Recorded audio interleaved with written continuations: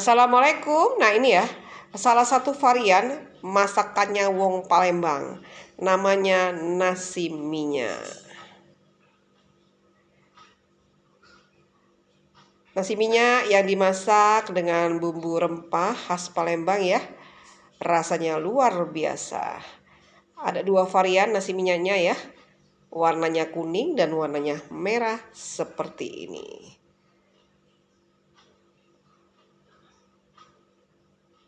Disantap dengan pelengkapnya, ada ayam kecap kacang, daging malbi, pentul ikan, acar kedondong, dan sambal nanas. Nasi minyak wong Palembang memang lemahnya. Pastinya ala dapur Ita Yudis.